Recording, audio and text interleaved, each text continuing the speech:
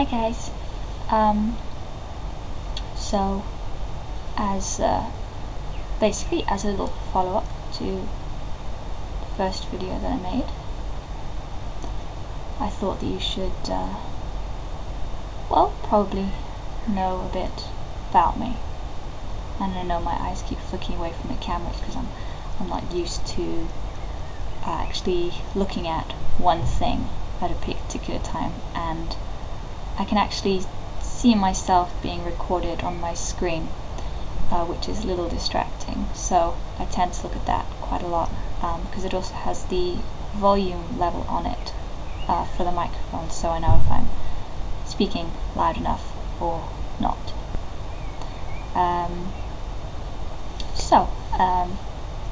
Like I said in the previous video, I'm 24.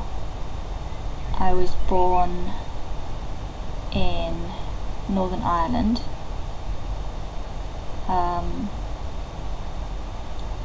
and my mum said that while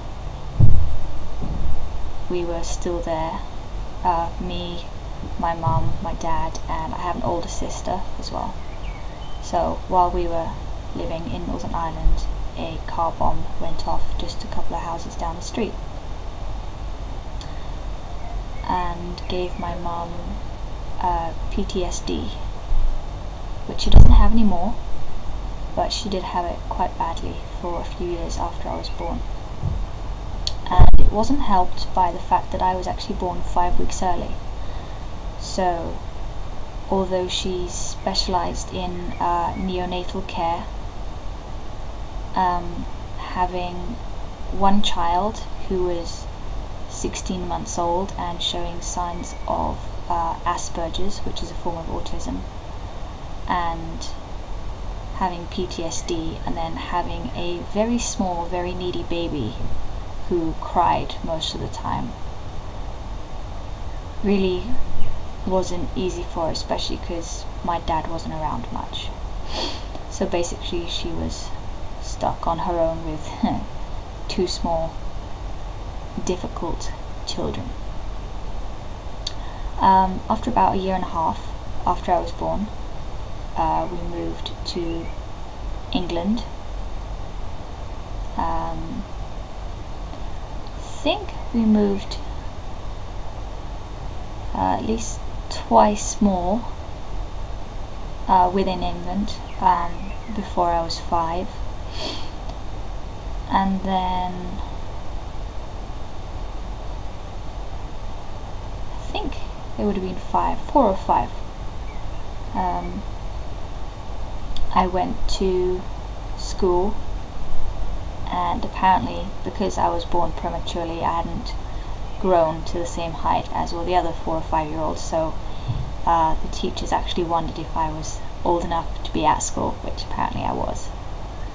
Oh, I just have to say, I'm sorry, I'm not wearing any makeup, and as you can tell, I don't have any eyebrows, because I'm weird and I shaved them off. So yeah, reception. I remember while I was in reception that at one point I fell over and I managed to split my tongue open. So I have a scar on my tongue, and because it's a scar in muscle, it will never go away. So yeah, I have a scar on my tongue, which I guess is kind of cool. Anywho, when I was about 5, we moved to Cyprus for a couple of years, and I don't really remember much about it because I was so young. I remember little things like I was a daydreamer, so the teachers were often saying like, "Earth to Emily," or "Wake up Emily," or "Pay attention," things like that.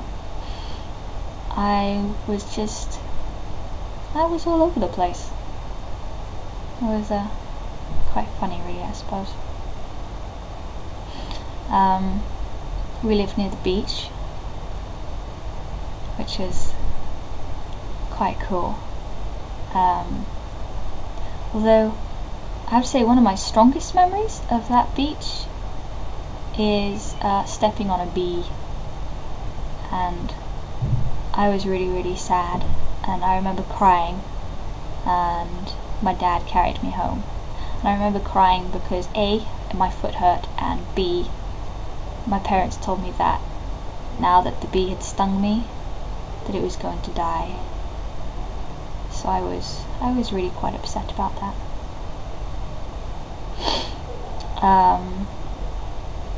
While we were in Cyprus, we found a rather large tarantula, and at that point in time my favourite book was called Emily the Ten-Legged Spider, which I've no idea if you can still get.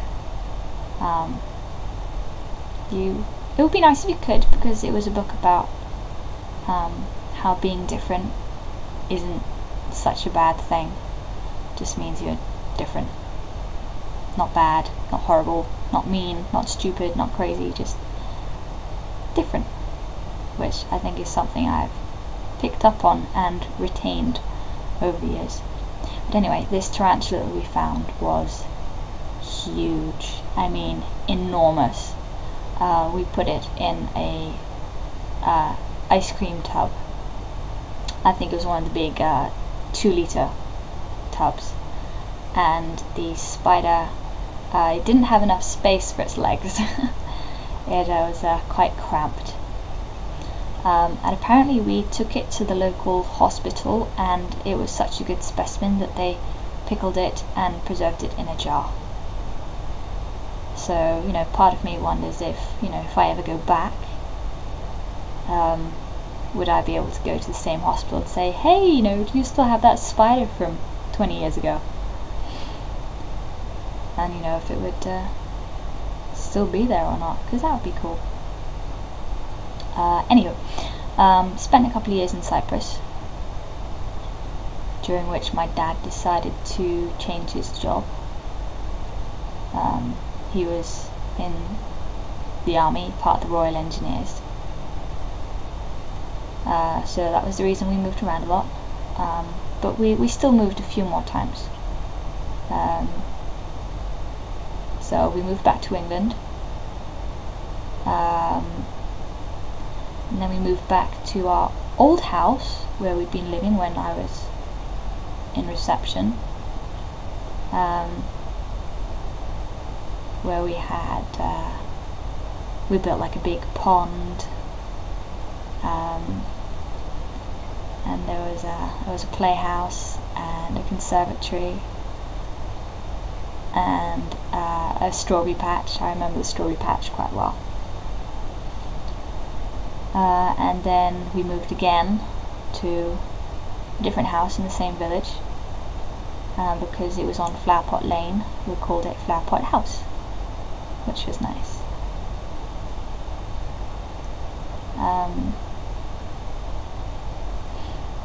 And then spent about 3 years there, which was probably the longest I'd stayed in one place, like consistently, or consecutively, whatever the word is meant to be. And then my family moved to Luxembourg, which was a huge shock, let me tell you. It was just such a big change.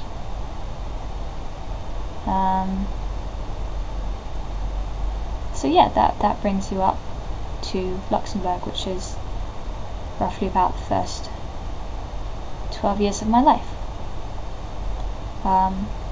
Coming up on sort of, well, more than 9.5 minutes now, so